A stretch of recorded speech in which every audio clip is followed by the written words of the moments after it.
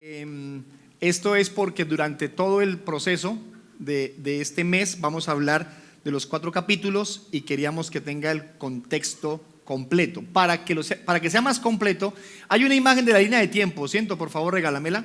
¿Dónde está ubicado cronológicamente el libro de Ruth? ¿Dónde aparece la historia de Ruth? Como comienza el capítulo diciendo, era en el tiempo de los jueces. Lo digo porque es que algunos quieren poner a Ruth en el tiempo de Jesús o por allá en el tiempo de los profetas. No, Ruth tiene lugar en el tiempo de los jueces y ocupa ese lugar tan importante sin ser del pueblo de Dios, porque ella era una moabita, vivía en Moab, una nación pagana, una nación idólatra, no tenía nada que ver con Dios. Geográficamente esta es la ubicación de Ruth. Elimelech, Noemí y sus hijos vivían en Belén, ese es el sector judío, y ellos se trasladan a Moab, algunas decenas de kilómetros, se trasladan a Moab, allí conocen a Ruth, se regresan. ¿Quiénes regresaron? Solamente Noemí y Ruth, porque ¿qué pasó con Elimelech? Murió. ¿Y qué pasó con Malón y Kelión? Murieron. Y Orfa se quedó en Moab. Solamente vino Noemí y vino Ruth. Tuvieron que regresar. Entonces ahí están, ya estamos ubicados cronológicamente, geográficamente y con el texto completo para comenzar nuestra exposición de Ruth. El título de nuestra predicación hoy es La Divina Providencia. Vamos a hablar un poquito de la provisión, de la providencia de Dios, lo que el Señor hace por nosotros. Y la idea central de nuestra enseñanza, ahí está en su bosquejo, es Dios obra de maneras inexplicables. Y hoy pretendo hacerles ver que es muy cierto, Dios hace cosas sorprendentes, extrañas, hace cosas que definitivamente no podemos explicar. Y vamos a verlo a la luz de lo que le pasó en este capítulo 1 a una familia. Elimelech, Noemí y sus 2 varones deciden trasladarse a otra nación porque literalmente están a punto de morir por el hambre. Muchas personas seguramente murieron para esas fechas por el hambre que estaban padeciendo. Ahora, yo pregunto, ¿no era acaso Israel el pueblo de Dios? Sí. Entonces, ¿por qué el pueblo de Dios estaba aguantando hambre? Y ahí comienzan las aparentes contradicciones, porque algunos enseñan, y nos encantan que nos digan esas cosas, es que si tú eres cristiano ya no vas a pasar necesidad. Eso no es cierto. Es que el día en que tú comiences a seguir a Jesucristo, ese día tus problemas se acaban. ¿Eso es cierto? No. Por eso esas pancartas gigantescas, pare de sufrir. No aplica. Al contrario, la Biblia dice, en el mundo tendremos aflicciones. Es una realidad. Y entonces nos aparecen esas contradicciones no porque la Biblia las exponga, sino porque muchos enseñan cosas inapropiadas, torciendo textos bíblicos que te hacen creer que por ser cristiano tienes que prosperar. Y entonces una persona me dijo, pastor, me cambié de ciudad, quiero ir a una iglesia. Entonces me dijo, mira una predicación de la iglesia. Y en la predicación el pastor decía, si hay pobres aquí es porque están en pecado, porque Dios no quiere tener hijos pobres. Entonces mi siguiente mensaje fue, ahí no es. Ahí no es. Porque al contrario, Jesús dijo, a los pobres siempre los tendrán con ustedes. Es decir, siempre habrá pobres. Siempre tendremos pobres. El ambiente tiene que ver con eso, con la necesidad, con la angustia. La Biblia habla más de sufrimiento que de victorias. Habla más de tristezas que de alegrías. Y yo no vengo a decirle aquí que es que nos toca sufrir siempre. No. De hecho, aquí la pasamos rico. Pasan cosas muy buenas, nos alegran. El punto es que nosotros somos los que calificamos si algo es bueno o es malo. La pregunta es, ¿Dios hace cosas buenas o hace cosas malas? Porque Él es el que las hace. Les voy a poner un solo ejemplo. Hay un efecto meteorológico que está causando inundaciones en España, ¿cierto? Muertos, inundaciones. En el Sahara se está dando el mismo efecto meteorológico, el mismo. Y allá la vegetación está naciendo. Los de España, ¿qué dicen? No más, porque esto es muy malo. Y en el Sahara, ¿qué están diciendo? Más, porque esto es algo muy bueno. A ver, al fin, ¿qué? ¿Es bueno o es malo? Para unos es malísimo, para otros es buenísimo. Entonces, ¿quiénes son los que califican lo que Dios hace? Nosotros lo calificamos, pero lo que Dios hace nunca es ni bueno ni malo. No podemos calificarlo así. Él hace todo para el cumplimiento de su propósito, de su plan. Y esto es lo que pasó con ellos. Hombre, uno lee el capítulo 1, se van para Moab, ¿y qué pasa con Elimelec? Muere. Pues uno dice, eso es muy malo. Y luego van los muchachos y también mueren. Pues muy malo. Una mujer que pierde a su esposo, le quedan sus hijos, se reúne con ellos, es entrañable, ya no está su papá, pero me quedan ustedes. Se muere uno de ellos y entonces se murió mi esposo, se murió mi hijo, pero me queda uno, lo voy a atesorar para mí. Y también se le muere. ¿Hay dolor o no hay dolor? Tiene que ser angustiante. ¿Cómo podría calificar qué bueno que pasó eso? No, lo ve como algo malo, es muy lógico. Pero hacía parte de un gran plan por parte de Dios. Quiero mostrarle 3 cosas que dejan ver esta parte de la historia. Lo primero, la soberanía de Dios. Escriba por favor la palabra soberanía. La soberanía de Dios. ¿Qué significa que Dios es soberano? Que Dios es el dueño de todo lo que existe. Él tiene el dominio de todo, el control de todo. No hay absolutamente nada que se salga de su control, nada. El versículo 1 dice: aconteció que en los días en que gobernaban los jueces en Israel, hubo hambre en el país. Hubo hambre. Es lógico que haya hambre, porque estaba la mano de Dios actuando para que eso ocurriera, para el cumplimiento de su plan. Y un hombre de Belén de Judá fue a residir en los campos de Moab con su mujer y sus 2 hijos. Con cuidado. ¿Saben por qué? Porque la orden de Dios fue que no se mezclaran con esos pueblos. Y él se fue. ¿Hizo mal? Sí, fue una mala decisión. Sin embargo, cuando estás aguantando hambre con tu familia, con tus hijos, ¿qué piensas? Se hace lo que sea. Pero violaron un principio. Y cuando se viola un principio siempre hay consecuencias. Y pagaron las consecuencias. Por eso, pongan la letra A, por favor. Dios tiene el control de todo. No fue que Dios dijo: se fue Elimelec para Moab, no lo pude tener aquí más en Israel. Qué tristeza. ¿Cómo así? Se me murió Elimelec, ¿ahora qué hago con Noemí, con sus hijos? No fue así. No fue que Dios un día se acercó a Noemí. ¿Qué pasó con Kelión y con Malón? Se murieron. ¿Cómo así que se murieron? No, así no funciona Dios. Dios tiene el control de absolutamente todas las cosas. La Biblia dice que aún nuestros cabellos están contados.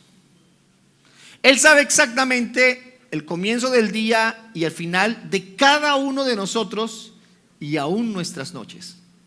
Sabe absolutamente lo que pasó, lo que está pasando y lo que pasará contigo. Sabe de tus aciertos, pero también de tus errores. Él sabe con exactitud cuándo pecaste, en qué estamos pecando, y aún sabe con exactitud en qué vamos a pecar, cuándo vamos a pecar. Porque Dios lo sabe todo. Decir que Dios no sabe esas cosas sería pecar contra Dios, sería blasfemar, porque Dios es omnisciente. Él lo sabe todo, absolutamente todo. Por eso Daniel capítulo 2 versículo 21 y 22 dice: Él es quien cambia los tiempos y las edades, quita reyes y pone reyes, da sabiduría a los sabios y conocimiento a los entendidos. Él es quien revela lo profundo y lo escondido, conoce lo que está en tinieblas y la luz mora con él. ¿Saben qué me da algo de risa? Un poquito de risa, como de sorpresa. Que cuando gana el candidato de nuestra elección, Dios hizo su voluntad. Ahí está Dios. Y cuando no gana el candidato, entonces se dice, ese es el pueblo malo. Votaron mal los del pueblo, ¿cierto? Los colombianos votamos mal, o los americanos votaron mal. ¿Cómo así que Trump? ¿Cómo así que Kamala? ¿Cierto?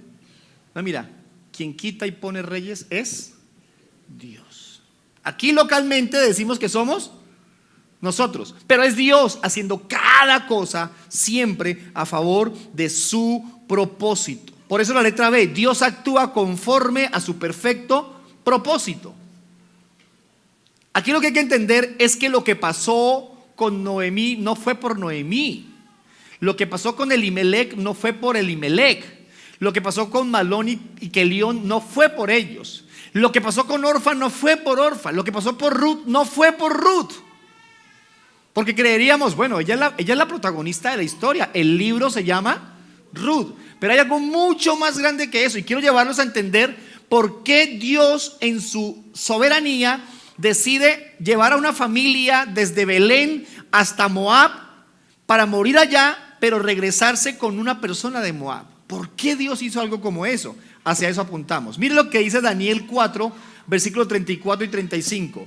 Pero al fin de los días, yo, Nabucodonosor, alcé mis ojos al cielo y recobré mi razón y bendije al Altísimo y alabé y glorifiqué al que vive para siempre, porque su dominio es un dominio eterno y su reino permanece de generación en generación. Note la frase, su dominio es un dominio eterno, Él es soberano. Pero mira el 35, todos los habitantes de la tierra son considerados como nada, mas Él actúa conforme a su voluntad en el ejército del cielo y entre los habitantes de la tierra. Nadie, señor, señora, nadie puede detener su mano ni decirle, ¿qué has hecho? Hermano, y nosotros nos sentimos en el derecho a veces de decirle al Señor, ¿pero por qué, Señor? Y le reclamamos y le exigimos y algunos hasta le pelean. ¿Y por qué no iba a la iglesia? Estoy peleado con Dios. Estoy peleado con Dios.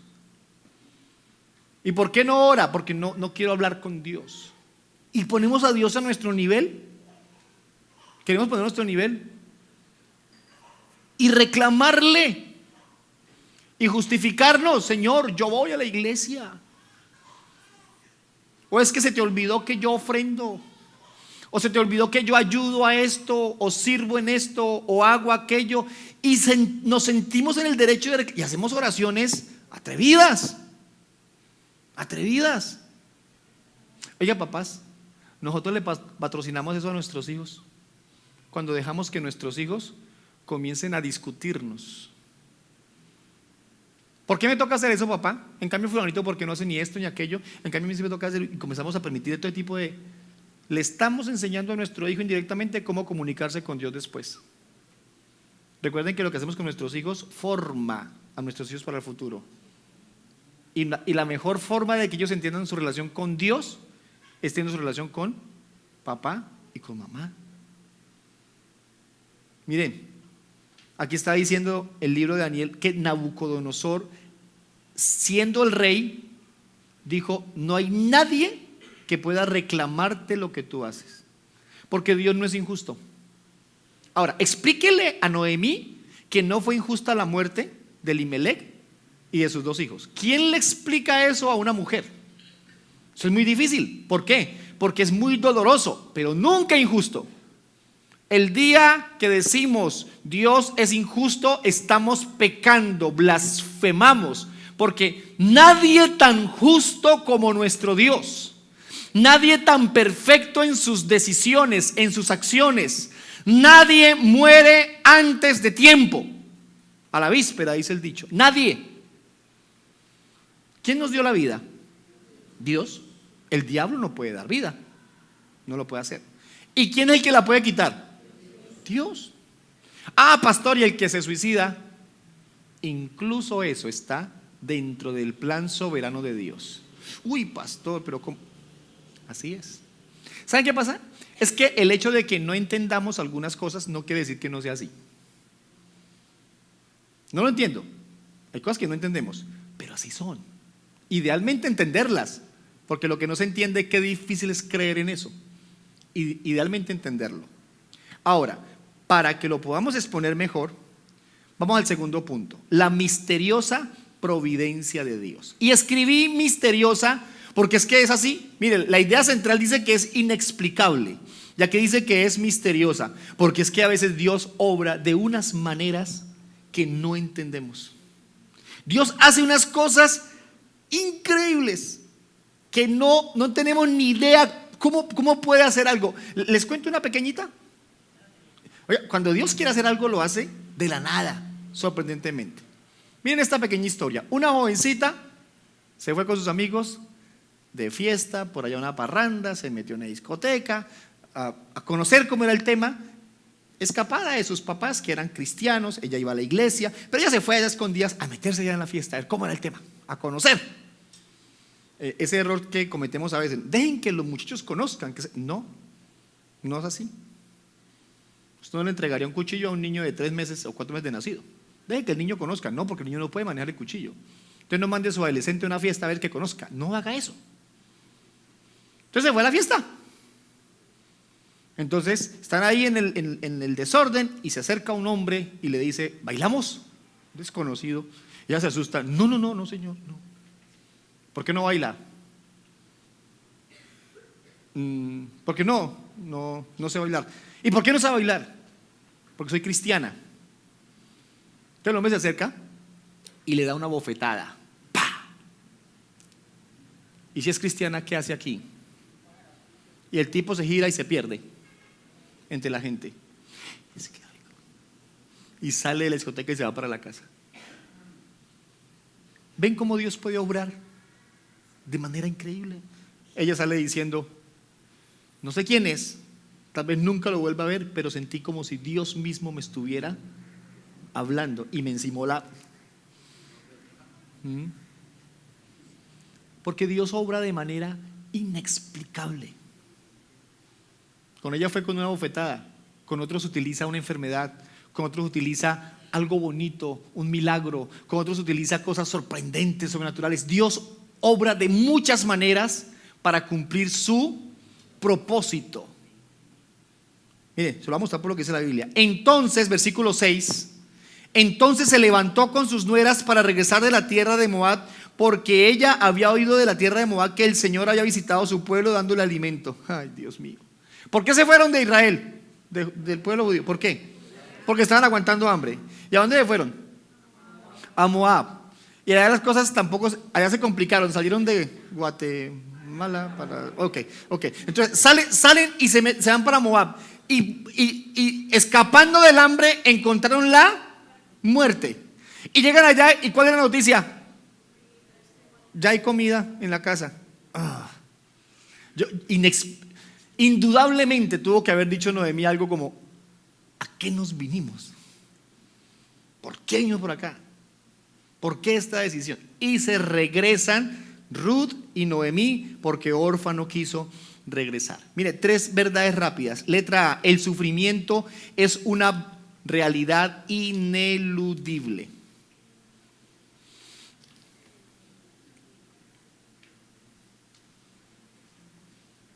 Estas cosas, dice Juan capítulo 16 versículo 33, estas cosas les he hablado para que en mí tengan paz. En el mundo tienen tribulación, pero confíen, yo he vencido.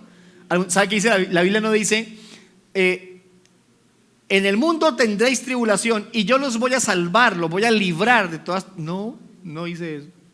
Dice que nos va a ayudar porque Él ha vencido al mundo, pero que tenemos que enfrentar sufrimientos. Mire, si aquí desfilaran ahorita cada uno de ustedes contando sus sufrimientos, ¿tendríamos que contar? Claro, cada uno: me está pasando esto, el siguiente esto, el siguiente aquello, y comenzaríamos a sumar una cantidad de cosas aquí, porque es una realidad. Ahora, lo que también podemos decir es que Dios está con nosotros, ayudándonos, sosteniéndonos. Ahora, letra B: la causalidad divina define todo. Nota que no dice casualidad. ¿Qué dice? Causalidad. La causalidad es un argumento teológico que busca demostrar, que busca informar sobre que Dios es la causa de todas las causas. Voy a usar otra frase para explicarlo. El responsable de todo lo que pasa en el mundo es Dios. Es decir, todo lo que consideramos bueno, regular, malo, inoportuno, oportuno, doloroso, triste, alegre, todo lo que nos pasa tiene una única causa: Dios. Y Dios lo causa porque Él está cumpliendo su propósito. ¿Saben qué notó en Noemí? Que Noemí lo reconocía. Noemí sabía que Dios era soberano y Noemí sabía quién la estaba haciendo pasar por tanto sufrimiento y nunca se quejó, nunca murmuró contra Dios. Versículo 2: aquel hombre se llamaba Elimelec y su mujer se llamaba Noemí. Los nombres de sus dos hijos eran Malón y Kelión, efrateos de Belén de Judá. Y llegaron a los campos de Moab y allí se quedaron. Murió Elimelec, marido de Noemí, y quedó ella con sus dos hijos. Ellos se casaron con mujeres moabitas, el nombre de una era Orfa, el nombre de otra era Ruth, y vivieron allí 10 años.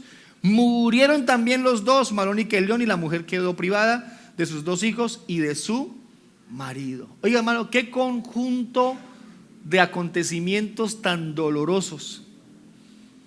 En un trayecto de algunos años, todo lo que perdió esa mujer, todo lo que perdió, pero porque estaba planeándose algo muy bien organizado para que después se cumpliera. Miren, todo esto establecido con exactitud, dice la Biblia, desde antes de la fundación del mundo. Todo esto establecido con perfección en la voluntad de Dios, entendido para Dios. Y ahí es donde nosotros no entendemos algunas cosas. Ahí es donde se acerca alguien y dice: pastor, mi hijo tiene cáncer, ¿cómo me explica eso? Y uno tiene que decirle.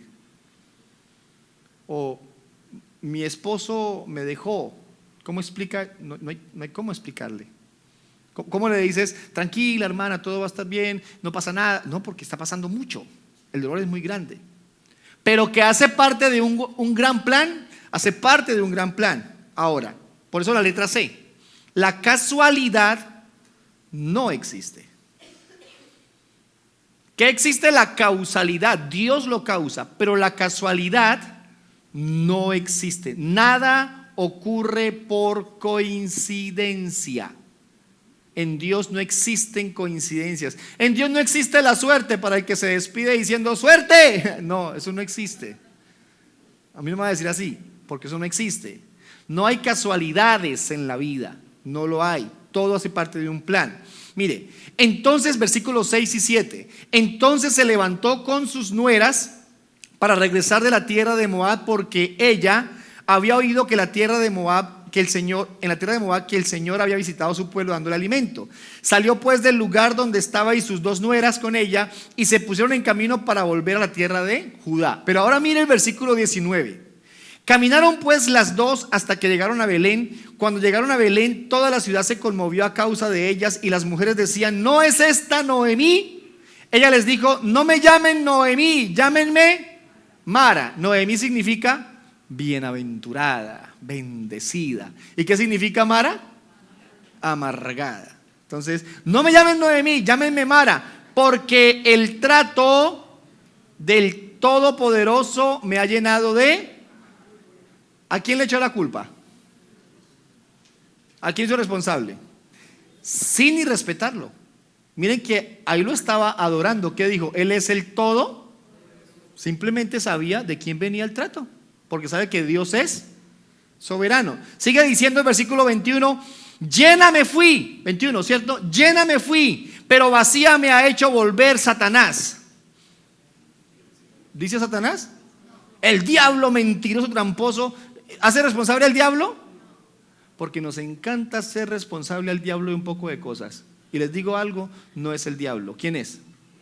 Dios. El borracho que dice: ese diablo me engañó y aquí estoy borracho. Deje de echar la culpa al diablo, ese es su pecado, hermano. Ese es el pecado de la persona. No, es que estaba en inmoralidad por allá, haciendo cosas indebidas. Es que el diablo lo engañó. ¿Cuál diablo?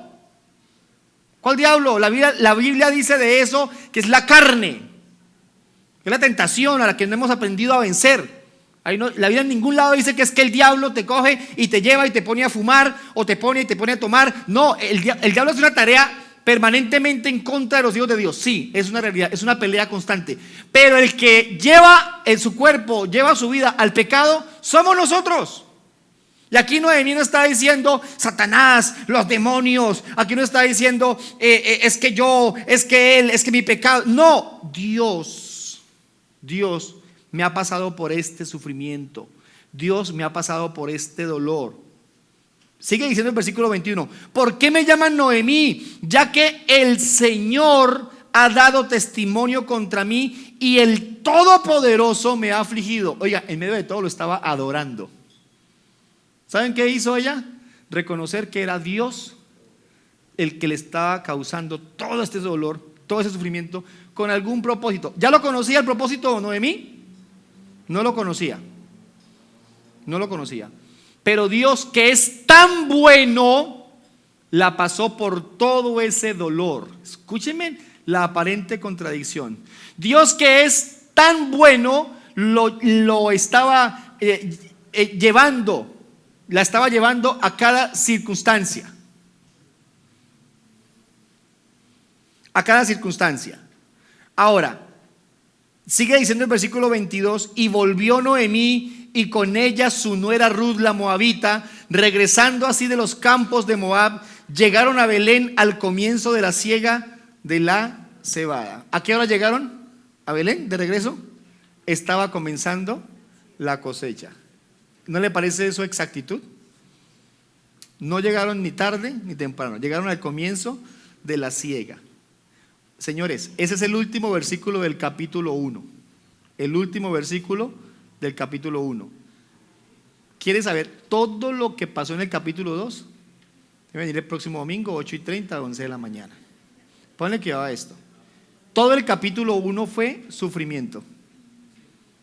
El capítulo 2 cambió un poco el panorama para ellos. Por eso la predicación del próximo domingo se llama de la tragedia a la esperanza.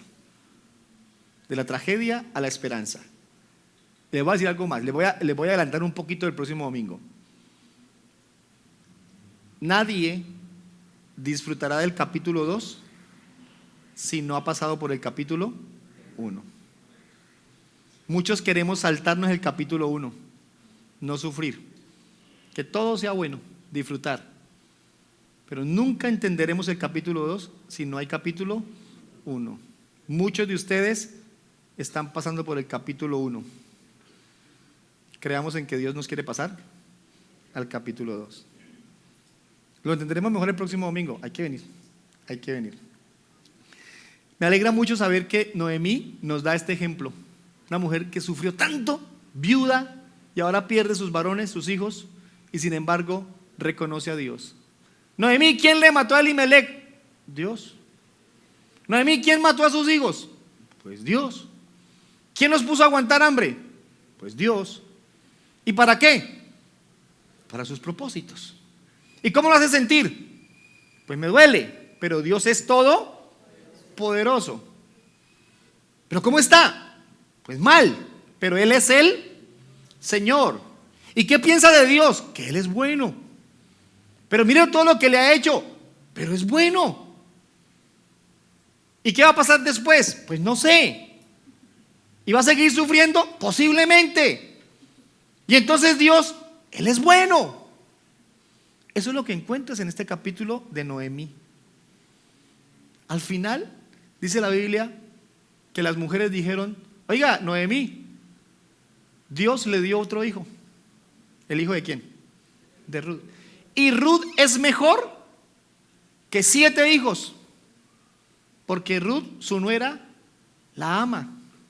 Amaba a la suegra. ¿En serio? ¿Cómo se sentía Noemí? Le trajo comida, le ayudó, no la abandonó. Y uno dice, esa Ruth tan buena persona. ¿Quién causó eso? Dios. ¿Y por qué Booz ayudó a Ruth? Porque escuchó lo que hizo con su suegra. Porque cuando haces algo bueno, habrá recompensa. Ahí me estoy saltando al capítulo 2. Bueno, después hablamos. Tercero, los propósitos de Dios. Tercero, los propósitos de Dios. ¿Qué quería Dios sacando a Noemí y a Elimelech, llevándolos a otro lugar, llevando a sus hijos, matándolos allá? ¿Por qué hizo Dios todo eso? Primero, porque quería que Ruth lo conociera. Letra A, que lo conozcamos.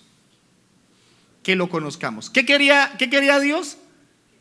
Que lo conozcamos. ¿Qué quería con Ruth? Que lo conociera. ¿Dónde vivía Ruth? Moab, un pueblo pagano apartado de Dios. Y lleva a una familia cristiana para rescatar a una mujer. Eso fue lo que... Tú resumes toda la historia en eso. Ahora entiendo por qué salió Elimelech de allá, de Belén. ¿Por qué salió? Porque tenía hambre. Entonces, ¿quién causó el hambre? Dios. ¿Para qué? Para que fueran a rescatar a Ruth. Altísimo precio, ¿cierto? O sea, si no hay hambre en el pueblo, esta familia no sale. Y si no sale, Ruth no conoce de Dios. ¿No le parece familiar? Es exactamente lo que Dios ha hecho por todos nosotros. Ha hecho cosas para que lo conozcamos. Algunas dolorosas. Porque aquí hay testimonios de gente que puede decir, uy, conmigo utilizó esto o aquello o esto otro. Tremendo. Con otros tal vez no tanto. Versículo 15 al 18. 15 al 18.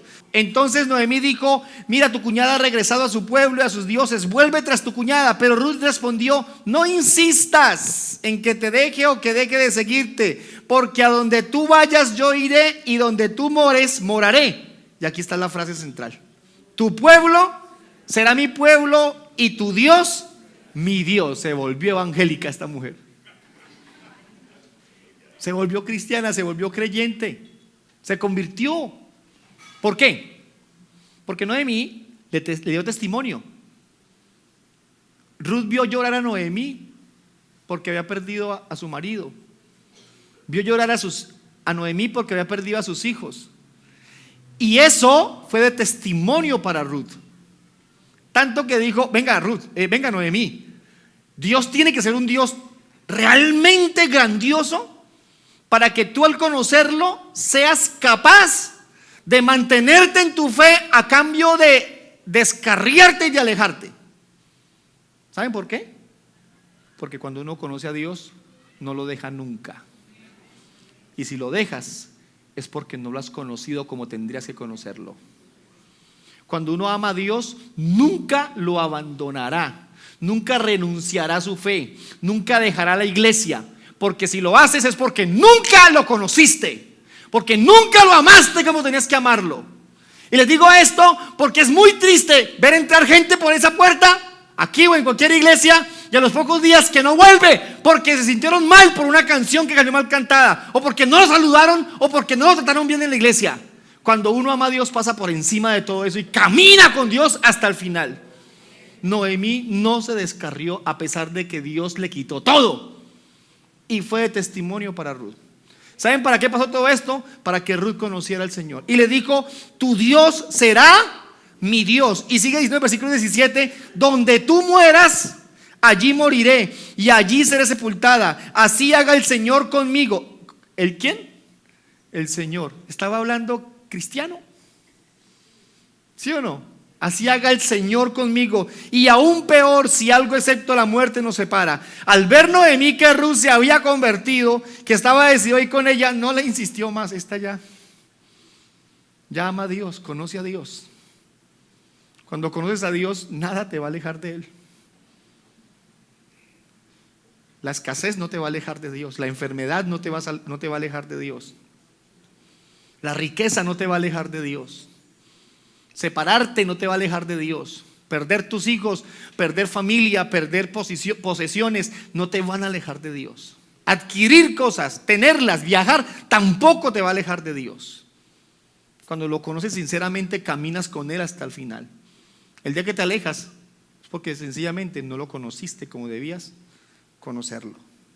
¿Saben cuál era el propósito de Dios? Que hagamos su voluntad. Era el propósito, escriba letra B, que hagamos su voluntad. ¿Qué quería Dios con Ruth? Sacarla de allá y traerla a hacer la voluntad. Está en Moab, un pueblo pagano. Necesito a Ruth aquí en Israel. Y fue y la sacó de allá y la trajo para hacer su voluntad. Versículo 7: salió pues del lugar donde estaba y sus 2 nueras con ella, y se pusieron en camino para volver a la tierra de Judá. ¿Qué dejó Noemí allá en Moab? 3 cadáveres. ¿Qué dejó Ruth en Moab? Todo. Familia, posesiones si las tenía, amigos, vida, todo lo dejó allá y se fue a hacer la voluntad de Dios. Se fue a hacer la voluntad de Dios. Romanos 12:2 dice: no se adapten a este mundo, sino transfórmense mediante la renovación de su mente, para que verifiquen cuál es la voluntad de Dios, lo que es bueno, aceptable y perfecto. ¿Saben qué dice la escritura? Está diciendo: conozcamos su voluntad, porque hacer la voluntad de Dios es lo único que es bueno, aceptable y perfecto. Cuando tú no estás en la voluntad de Dios, estás haciendo algo que no es ni bueno, ni aceptable, ni perfecto. Entonces después no estés preguntando: ¿y por qué me va mal? ¿Y por qué no funciona? Porque estás haciendo algo que no es ni bueno, ni aceptable, ni perfecto. Pero cuando haces la voluntad de Dios, vas a la fija. Hay garantía de que estás haciendo lo que debes estar haciendo. ¿Saben qué quiere Dios con todo esto? Que Dios cumpla su plan en nosotros. Letra C. Que Dios cumpla su plan en nosotros. ¿Para qué hizo Dios todo lo que hizo con Noemí? Matar a Elimelec, matar a Malón, matar a Kelión, el hambre que aguantó esa gente, el sufrimiento, para cumplir su plan en nosotros. Capítulo 4, versículo 18 al 22 de Ruth. Miren los últimos versículos del libro. Dice: estas son las generaciones de Fares. Fares fue el padre de Esrón. Eso no me dice mucho, ¿no? Esrón es el padre de Ram. Ram es el padre de Aminadab. Aminadab, el padre de Naasón. Hasta ahí no significa mucho, ¿no? Naasón, el padre de Salmón. Salmón, el padre de Booz. ¿Quién es Booz? El que se casa después con Ruth, ¿cierto? El que sí lo vieron aquí, que le coqueteó. Bueno, ok. Booz, el padre de Obed. Obed, el padre de Isaí. Isaí fue el padre de David. ¿Quién es David? El rey David. Venga. ¿Cómo así? El rey David, el que mató a Goliat, el músico, el que compuso tantos salmos. El papá del rey Salomón. Ok, Ruth fue la bisabuela del rey David. Pero Ruth era una moabita, una mujer pagana. Pero Dios la rescató. ¿Cómo la rescató? Llevó una familia para matarla allá en Moab y traer solamente a uno nuevo, que era Ruth, y salvarla y volverla hija de Dios. Y ahora la inserta en la familia de David. ¡Wow! ¡Qué propósito tan enorme! ¡Tan gigantesco! Hay más. David es del linaje de nuestro Señor Jesucristo. Jesús nació de la familia del rey David. O sea que Ruth, la moabita, que fue rescatada como fue rescatada, viene siendo la tatarabuela del Señor Jesucristo, nuestro Salvador. Ahora entiende por qué Dios la salvó. Porque debía rescatarla para sus propósitos. Ahora entiende por qué el hambre de Israel, por qué la muerte de Elimelec, la muerte de Malón, de Kelión, porque ella debía ser parte de la genealogía de nuestro Señor Jesucristo. Noemí murió sin saber eso. Ruth murió sin saber eso. Tampoco lo supo, murió. Nosotros vamos a morir sin saber muchas de las cosas que van a pasar después. Vamos a morir sin entender mucho del sufrimiento que hemos tenido. ¿Pero saben por qué? Porque esto no gira en torno a usted y a mí. Usted y yo no somos el centro del mundo. El centro de esto es el propósito de Dios. ¿Saben por qué ¿Sabes por qué tus lágrimas? ¿Por qué tu dolor? ¿Por qué tus angustias, tus tristezas? ¿Por qué tantas congojas? ¿Por qué tantos sufrimientos? Porque Dios está con perfección construyendo todo para el cumplimiento de sus propósitos. Y antes de decir ¿por qué esto? ¿Por qué aquello, Padre? ¿Por qué lo permites? ¿Por qué el dolor? Reconócelo como el Todopoderoso. Reconócelo como Dios. Ampárate en Él.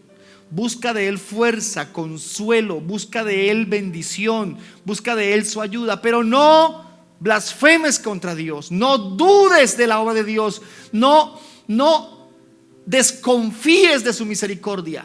Insiste en Él, porque Él tiene propósitos con todo lo que está pasando en ti, alrededor tuyo, con todo lo que está ocurriendo. ¿Piensas que era por Ruth? ¿Sigues creyendo que era porque es que Ruth era bonita y se lo merecía? ¿Crees que era porque Ruth salió buena nuera? No, no era por Ruth. No fue por Noemí. No fue por ninguno de ellos. Es porque Dios tenía un propósito, un plan perfecto de redención del nacimiento de Jesús, y necesitaba incluir a Ruth en esa línea, como incluyó a Rahab la ramera. Rahab viene siendo la mamá o la abuela de Ruth. Ahí cerquita está todo. De Ruth, no, de Booz. Ahí está todo cerquita. Yo prediqué de Rahab hace como 3 meses. ¿Crees que tu dolor es una casualidad? ¿Crees que lo que perdiste es una casualidad? ¿Vas a seguir culpando al diablo, a una persona? Mire, hermano, es Dios haciendo su obra, su voluntad. ¿Que te duele? ¿Que nos duele? Claro, nos tiene que doler porque somos sensibles, somos seres humanos. ¿Que no entendemos cosas? No las entendemos. Pero Dios actúa con perfección, no se equivoca. Él no se equivoca. Tus dolores, tus tristezas, tus angustias, tus pesares, tu escasez, tus victorias, tus alegrías, tu salud, todo tiene que ver con Dios. Todo tiene que ver con Él. ¿Qué vas a hacer? ¿Reclamarle? ¿Pelearle? ¿Exigirle? No. Dependamos de Dios. Vivamos para Él. Amémoslo. Insistamos en nuestra fe. Da testimonio. Hónralo. Sírvele. Vivamos para Él. Y si Él quiere pasarnos al capítulo 2, bienvenido sea. Próximo domingo hablaremos de eso. Bienvenido sea. Si nos vamos a quedar en el capítulo 1, pues quedémonos ahí. Pero no nos soltemos de su mano. Insistamos. Póngase por favor en pie.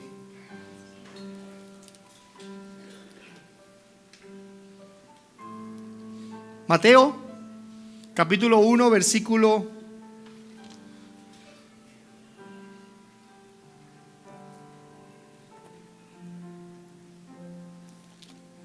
5 y el 6, por favor. Salmón fue padre de Booz, cuya madre fue Rahab, la ramera. Booz fue padre de Obed, cuya madre fue Ruth. Y Obed fue padre de Isaí. Isaí fue padre del rey David. David fue padre de Salomón, cuya madre Betsabé ha sido mujer de Urías. Ahora mire Mateo, el versículo 16. Jacob fue padre de José, el marido de María, de la cual nació Jesús, llamado el Cristo. Todo eso en el capítulo 1. Las generaciones desde Abraham, el 17, hasta David son 14 generaciones. Y desde David hasta la deportación a Babilonia, 14 generaciones. Y desde la deportación a Babilonia hasta Cristo, 14. Exactitud completa. Exactitud. Todo lo que hizo Dios para salvar a Ruth, para vincularla, insertarla en la vida de nuestro Señor Jesucristo. Oremos. Padre eterno, hay cosas que son inexplicables. Inexplicables. Aquí estamos reconociendo que hay cosas que no entendemos. Y normalmente las que no entendemos, Señor, no las entendemos porque nos duelen mucho. Y las cosas buenas que pasan, nos queda más fácil entenderlas porque suponemos que las merecemos. Pero no entendemos lo que decimos que no merecemos.